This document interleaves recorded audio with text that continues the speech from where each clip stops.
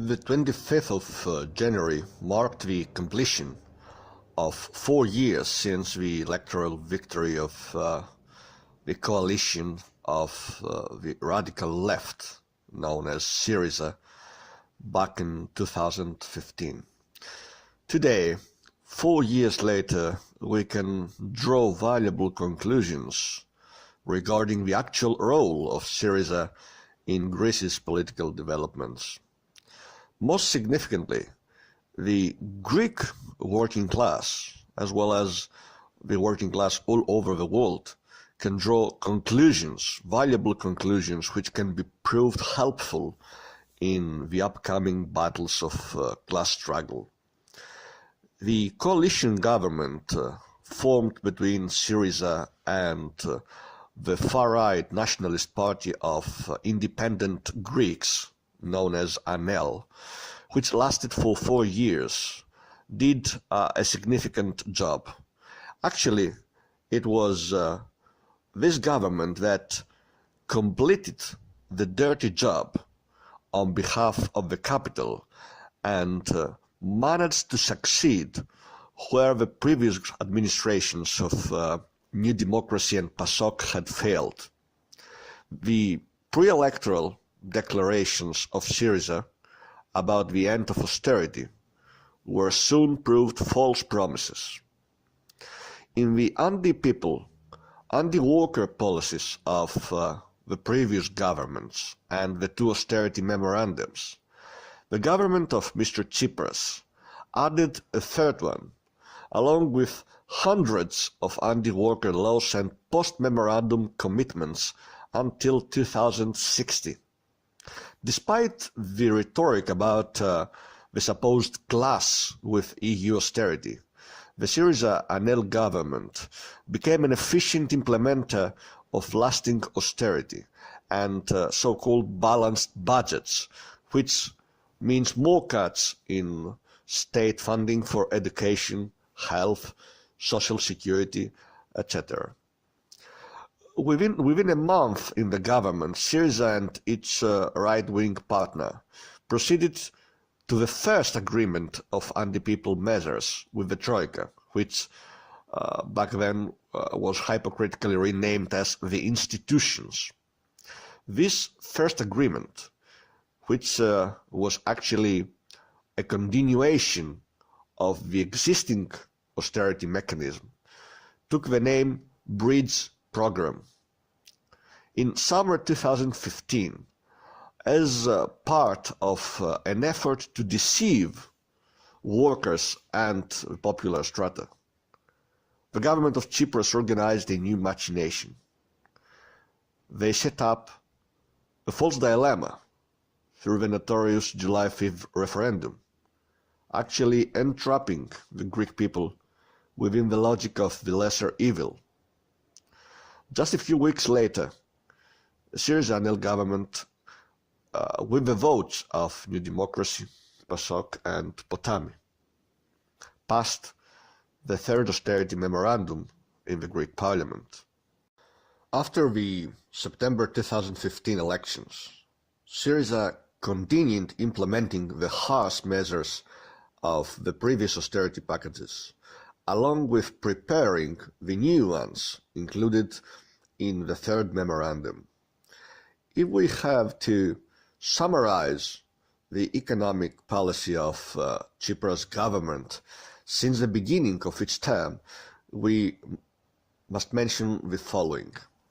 First, we had full implementation of all the anti-people, anti-worker measures of the previous austerity memorandums from 2010 to 2014 signed by the governments of PASOK and New Democracy, which include immense cuts in salaries and destruction of labor rights.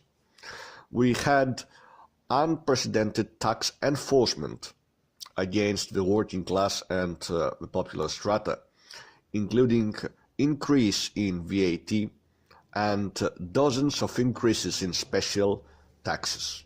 At the same time, numerous tax evasion laws in favor of the big capital remained intact. Third, we have cuts in pensions and retirement age limits, decrease of lump sum allowances, while through the so-called Katrougalos law, which took its name from the then Minister of Labor, Yorgos Katrougalos, a whole category of insurance contributions was imposed. We also had the tax enforcement on one hand and the continuous reductions in pensions and social benefits on the other, which led to monstrous primary surpluses. On that point, let me point out that these surpluses in state budget have been a result of extreme austerity imposed on the working people. From the budget's 55 billion euros, only 800 million euros are being used by the government as part of a supposed social policy. Of course, we must mention the implementation by the Syriza government of every project that benefits the big capital, from the destructive gold mining in Halkidiki and the conversion of Attica region into a field of profit-making large businesses, for example casinos, or the redevelopment of Elliniko in Athens. Also the privatization of the country's major airports, ports like the port of Piraeus, of Thessaloniki, and also the Public Power Corporation. Today, in his effort to extol his policies, Prime Minister Tsipras talks about a very different Greece. But in fact, after 4 years of Syriza government, today's Greece is a country of even worse exploitation of the capital over the working class, of monopolist profitability, of underemployment, of numerous occupational accidents, as they call them, although they are occupational murders, of destroyed collective contracts and crumbled social security system. At the same time, the 4 years of Syriza government confirmed the fact that the implementation of anti-people, anti-worker policies go hand by hand with the intensification of oppression and police violence against the workers' movement. As an opposition party, Syriza was regularly condemning police brutality against demonstrations.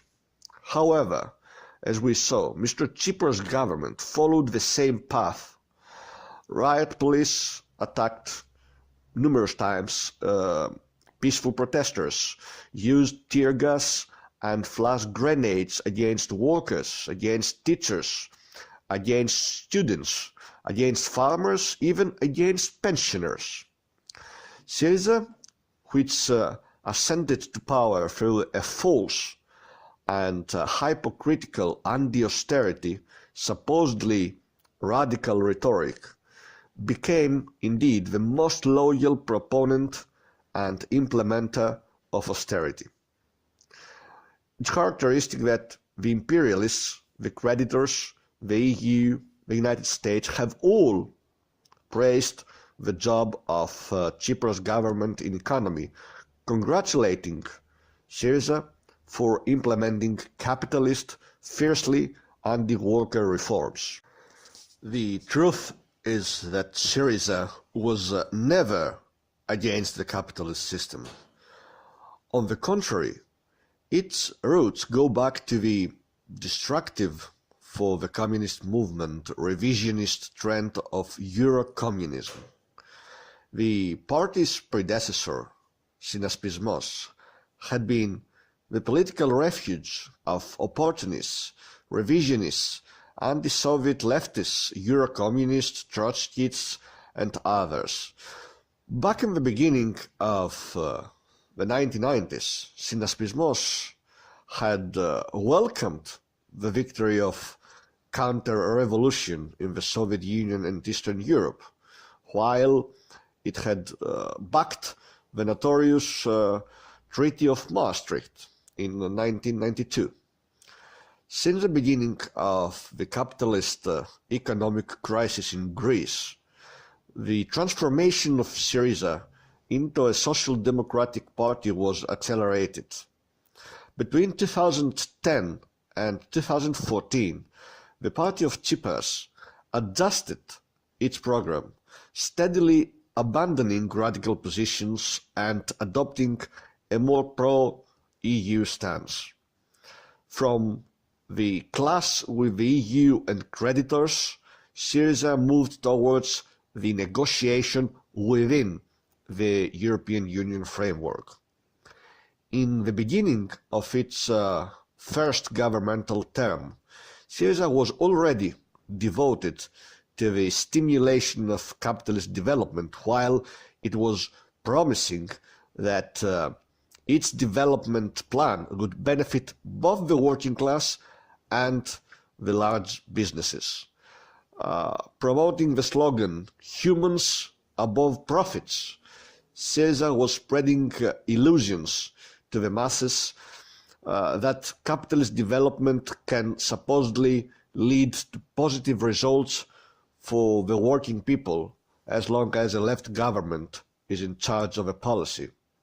Of course, this theory has been proved a blatant lie and consists nothing but a deception against the workers. The lies of Syriza and Mr. Tsipras have been totally exposed.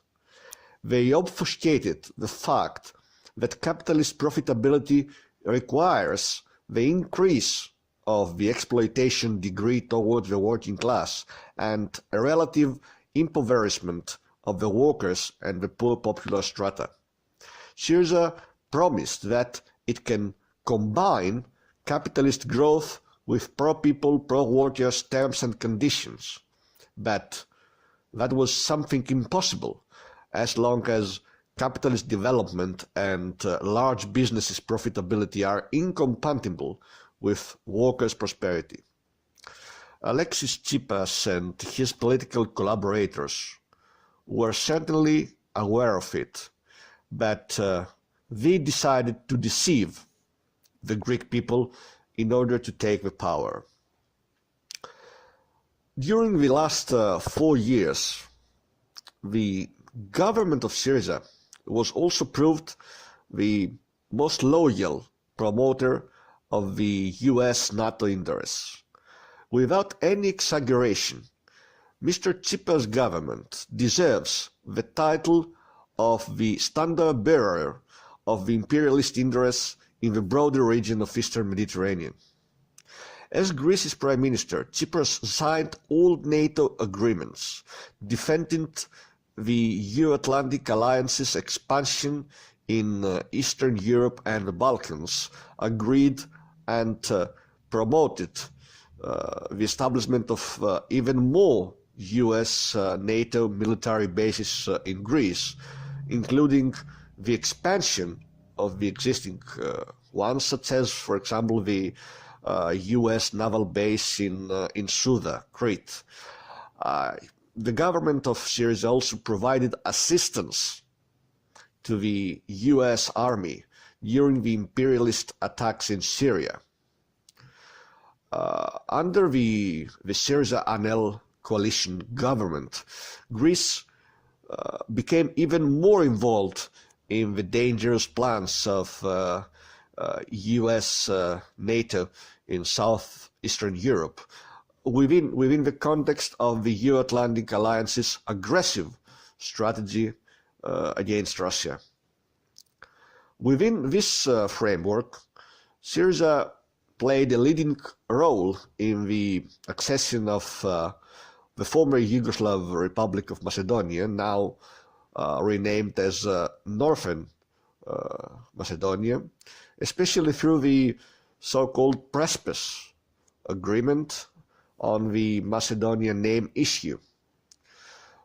Mr. Tsipras' government signed strategic economic and military agreements with the State of Israel, while it supported and still supports a divisive solution for the Cyprus issue under the auspices of NATO.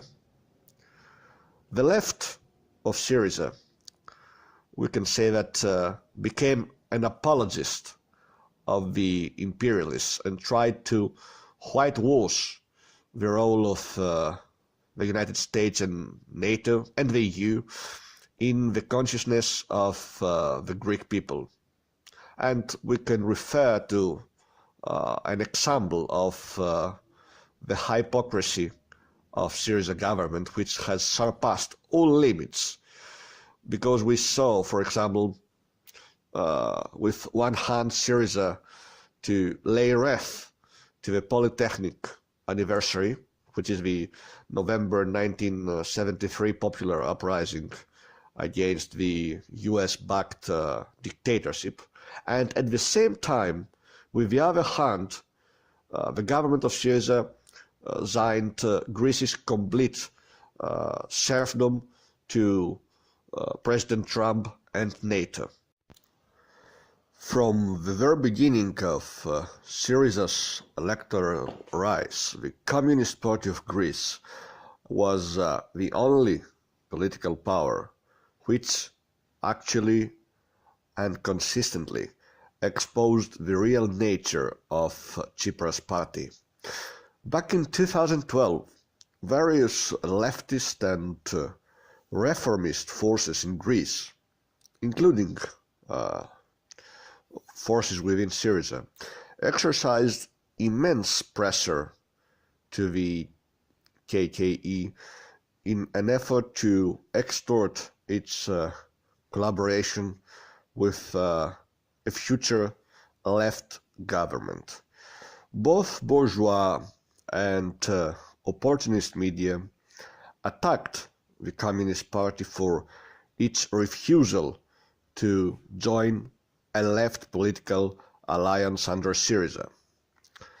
The Communist Party of Greece has insisted and insists on the position that every version of capitalism is barbaric and that no bourgeois government can exercise a pro-people, pro-workers policy within the framework of capitalist economy.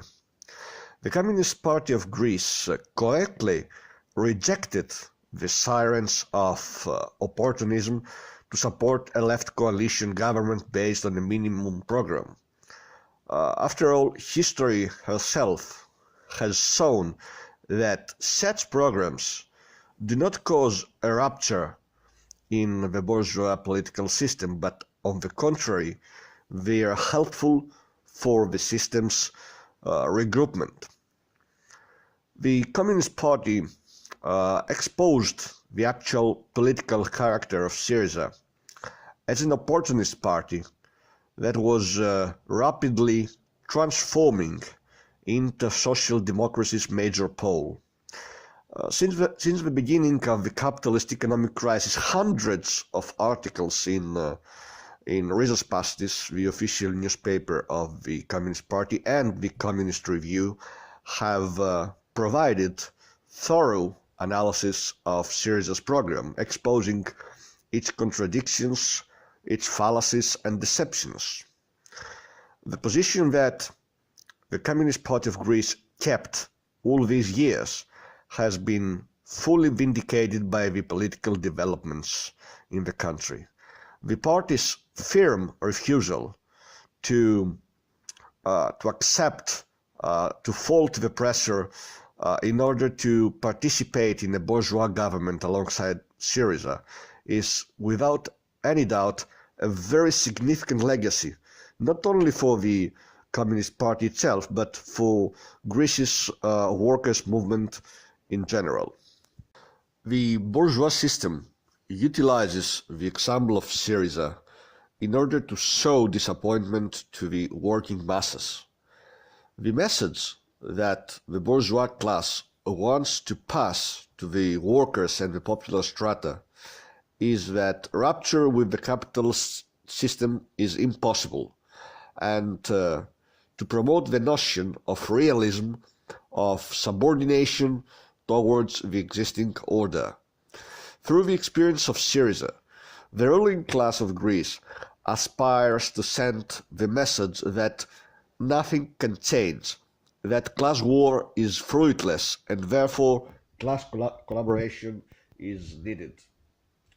However, the truth is very different. The 4 years of Syriza governance has destroyed any illusions. The perception that a bourgeois government can exercise a pro-people, pro-workers policy within the limits of the capitalist system has been totally bankrupted. A major lesson that therefore comes out of the Syriza experience is that the rotten, exploitative system cannot be managed or reformed in favor of the interests of the workers. The Greek communists, the Communist Party of Greece, successfully predicted the course that Syriza would follow. The Communist Party fought consistently against the illusions spread by Mr. Tsipras and his political company. The Communist Party stood up to the challenge of keeping intact the flame of class struggle and managed to organize the struggle of the labor movement. Today, 10 years after the beginning of the capitalist economic crisis in Greece and 4 years since Syriza came into power, the strengthening of the Communist Party of Greece everywhere, in general, local and EU elections, as well as within the workers' movement, is the only real hope for Greece's working class and popular strata. The proletariat in Greece and elsewhere must learn from the experience of Syriza, and they must choose the way of total rupture with the capitalist system against the power of monopolies for the overthrow of capital's dominance towards the socialist communist future.